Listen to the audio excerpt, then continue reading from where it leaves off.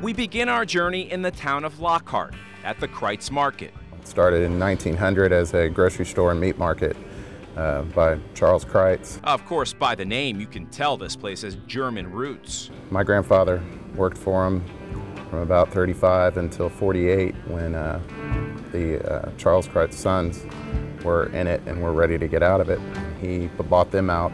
The market, with its tasty brisket, shoulder and sausage and much more, has been in Keith Smith's family ever since. There's a few very good and what some people call legendary, iconic restaurants that have just been around for that long. Now Cruz Market is considered a Central Texas landmark. I would have to say probably 85% of our business does come from outside of the county, anywhere from drawing heavily from the Dallas, San Antonio, and Houston areas to getting someone come in and go, hey, we're from Michigan and we're on our way through and we heard about you and we want to stop. Of course, if you are wondering where to find it, it's about 75 miles northeast of San Antonio. Lockhart is one of 4 Central Texas towns considered to be part of the Texas Barbecue Trail. The town was founded back in the 1800s by Bird Lockhart, a surveyor who built roads in the area. The area was settled by German, Czech, and Polish immigrants who brought their meat smoking and sausage making traditions with them. Here, this is the original. You can tell because it has the white string. The red kind of candy cane string, that shows you the jalapeno if you can't see the little green specks of the jalapeno. How does it make you feel to know the history of this place and the history of your family, and you're here now managing? Well, it's definitely different than if you're just working at some random chain or anything like that. You definitely get more of a sense of pride in it. And I really try to pass that along to my employees as well. Clearly, Keith must be doing something right. Some of these folks have been on the payroll upwards of 30 years. And then there are satisfied customers like Martin Carrizales from Houston.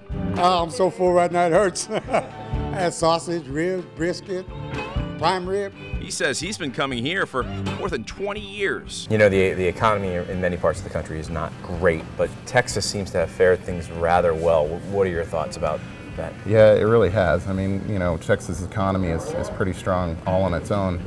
As far as the food industry goes, I feel if you weren't in the really high tip-top fine dining, you did pretty well. As for their busiest day, Keith says it's easily Saturday. We'll sell anywhere from 5 to 8 barrels of our original sausage, which there's 750 sausages in the barrel. Probably close to 100 brisket, weighing about 8 to 10 pounds apiece. And that doesn't include pork chops and shoulder and ribs. Taking a break from the food here for a moment, we want to learn a little bit more about Keith. Oh, my favorite food anywhere, Italian, hands down. I think, you know, anybody that fishes for a living doesn't want to go fishing on their day off either, so. And what does Keith do to relax? Ride my bike, play in a Scottish bagpipe and drum band in Austin, which I've played since I was 9 years old, so that's always fun. Tell me something surprising either about this place or about you that people don't know. About me, let's see. Even though I work here and have full-time since '97, my bachelor's degree is in aquatic biology with a minor in chemistry, and my master's degree is in marine science. All of his degrees are from UT, so you now know who his favorite college football team is. But a barbecue story would not be complete without a taste test, wouldn't you say? Now, if you're wondering where the barbecue sauce is, well, let's just say you won't find any here. Here, it's not what we put on it, it's what we don't put on it. It's just salt and pepper, basically. You know, no garlic or cumin or sauce or anything like that. We just like to keep it simple. Can I get a quarter pound of the brisket, a quarter pound of the shoulder, and a quarter pound of the sausage, jalapeno and cheese, and the regular? Hi. Hi. How are you? Hi. So. Turned potatoes, sauerkraut, macaroni and cheese, coleslaw beans. Okay, I'll have a little potato salad. Okay. What else? And what's in here? Sauerkraut. All right, this is definitely the toughest part of the job. Trying the food. My cameraman Jonathan joined me for the tastiest part of this story. Now I know why they don't use barbecue sauce. You don't need it. Need it. How's the sausage? Is it the jalapeno or the regular? I think it's regular.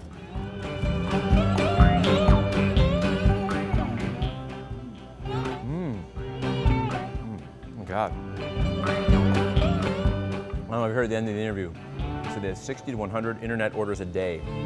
Now I know why. All right. Stop number 1 on the barbecue trail down, Lockhart down, and heading to Luling. I will say this, I just chatted with the guy inside, and he said the pork ribs in here are incredible, and that's one thing we did not try.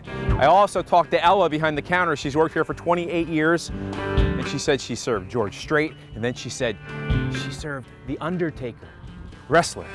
Time to go. Stop number 2, Luling.